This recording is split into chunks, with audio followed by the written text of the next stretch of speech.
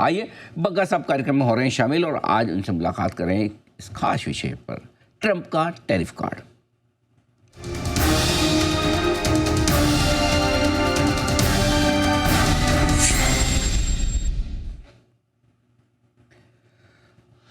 बग्गा साहब सुप्रभात, स्वागत है आपका।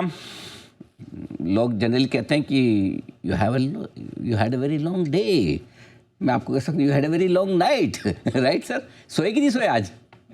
नहीं, थोड़ा कम अनिल जी, क्योंकि फेड की बैठक भी थी और फिर आज सवेरे बैंक ऑफ जापान शुरू हो गया। तो अच्छा। बहुत लंबा हो गया और बीच में ट्रंप ने पैंतरा मार दिया। तो हाँ, बस कहीं आपकी लोकेशन सर, कहीं दुनिया में आप कोई बताओ और कोई ऐसी जगह, कोई ऐसी कंट्री जो सिंगापुर, दुबई या इस तरह की बीच वाली, या कोई अगर एक आइलैंड आपको पसंद हो वो आपके नाम करवा दें हमेशा।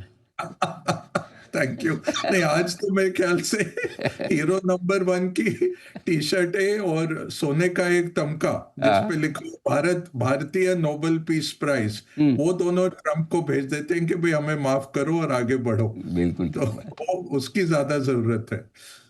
लेकिन एक के बाद एक 3 आ गए। पहले तो उन्होंने 25% की बात की, फिर बोला कि हम बातचीत कर रहे हैं, फिर अभी अभी एक और आया है कि भारत और रशिया का क्या संबंध है, हमें कोई लेना नहीं।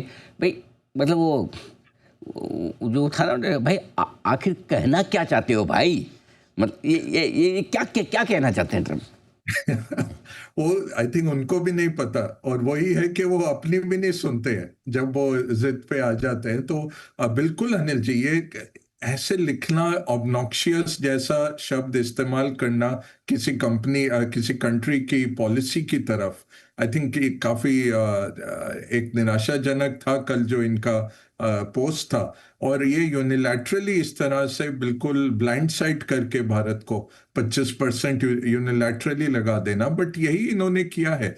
कोरिया देखिए, कोरिया का 2012 से करार है और कोरिया ऑलरेडी क्या टैरिफ लगाता है अमेरिका पे, 0.79%, 0.79।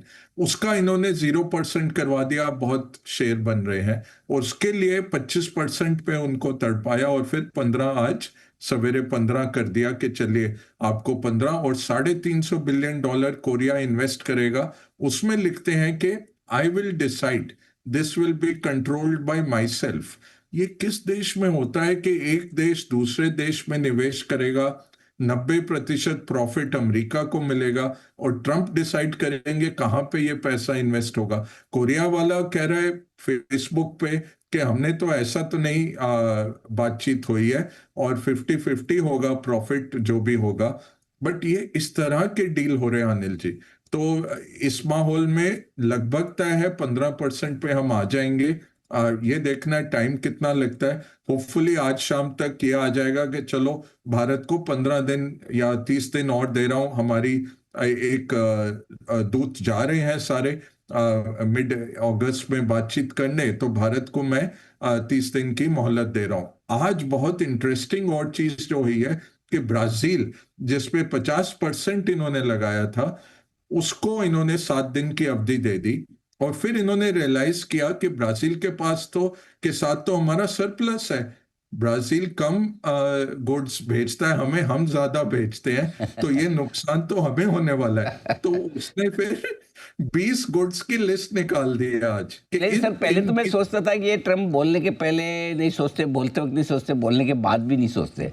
पहला और सबूत इन्होंने दिया कि बोलने के बाद तो सोचते हैं कम से कम। ब्राजील के केस में ये मान सकते हैं, राइट सर? बिल्कुल। तो ये अब यूके के साथ इनका सरप्लस है, उसके ऊपर फिर से 10% लगा दिया। तो ये अब समझ नहीं आ रहा। अच्छा, कॉपर में क्या क्या गेम खेली अनिल जी। 28% डिफरेंस चल रहा था। कल भी मैं बता रहा था आपके शो में कि कॉपर ट्रेड क्या है, कि लंदन में खरीदो और जल्दी से शिप से भेजो, यूएस पहुंच जाए एक तारीख से पहले, 28% आपके बन रहे हैं। कल इन्होंने कह दिया कि कॉपर जो 50% टैरिफ है वो सेमी फिनिश्ड पे है, रिफाइंड कॉपर पे नहीं है। तो कैथोड है, रिफाइंड कॉपर है, जो सारा माल तो रिफाइंड ही आता है ना, कोई आपको ऐसे सेमी फिनिश तो नहीं भेजता है। तो अ, एकदम से 20% कॉमेक्स में कॉपर की प्राइस गिर गई। मैं किसी से बात कर रहा था आज सवेरे, वो कह रहे थे मेरा भी तजुर्बा है 30-35 साल का, मैं सारे चार्ट्स भी देख रहा हूँ, 20% कॉपर की प्राइस गिरनी इस तरह कह रहे कभी नहीं हुआ है। तो ये ट्रम्प कुछ भी कर सकते हैं। तो इसमें मार्केट इसलिए रेजिलियंट है, 1% से कम गिरा है, ये हो जाएगा, ठीक ठाक हो जाएगा, 15% पे हम लौट के आ जाएंगे। हम्म, आपको नहीं लगता ये पूरा मतलब एकदम वो सट्टा चल रहा है एकदम ऐसा कि कभी भी मर जाए कुछ भी, कोई भी एसेट क्लास को ऊपर कर दो नीचे कर दो। अब उनके बोलने पे और उनके इस तरह के एक्शन पे है तो हो गई मतलब तो कभी आपको लगता है नहीं यूएस एसईसी जांच करेगी इनकी? नहीं होगी, क्योंकि उन्होंने सबको निकाल दिया, जो जो रेगुलेटर थे एसईसी में से निकाल दिया है। बट ये अच्छा। बहुत, अनिल जी, जिस तरह से पाकिस्तान ने खेला कि इनको एक तो क्रिप्टो का करार कर लिया, दूसरा इनकी निजी कंपनियों को और दे रहे हैं एक्सेस। आज ट्रंप ने बोला कि पाकिस्तानी ऑयल को हम एक्सप्लोर करेंगे, वो बलूचिस्तान में है, चाइना की माइनिंग कंपनीज ऑलरेडी लगी हुई हैं। तो ये पाकिस्तान खिला रहा है चाइना वर्सेस अमेरिका करके। और ऐसा करना कि किसी कंट्री के जनरल को आप लंच के लिए बुला रहे हैं व्हाइट हाउस में, ये कभी नहीं हुआ था। क्योंकि वो ना प्रधानमंत्री है ना प्रेसिडेंट है, जरदारी प्रेसिडेंट है, प्रधानमंत्री शहबाज शरीफ है। आर्मी जनरल को आप बुला रहे हैं और उसके साथ कर रहे हैं, जिस कंट्री के साथ आप निजी तौर पे डीलिंग्स कर रहे हैं। ट्रंप टावर्स बना रहे हैं, गोल्फ कोर्स बना रहे हैं, इतने गोल्फ कोर्स इन्होंने वियतनाम में बना लिए, ईस्टर्न यूरोप में, जिस कंट्री में जाते हैं इनके लड़के पहुंच जाते हैं।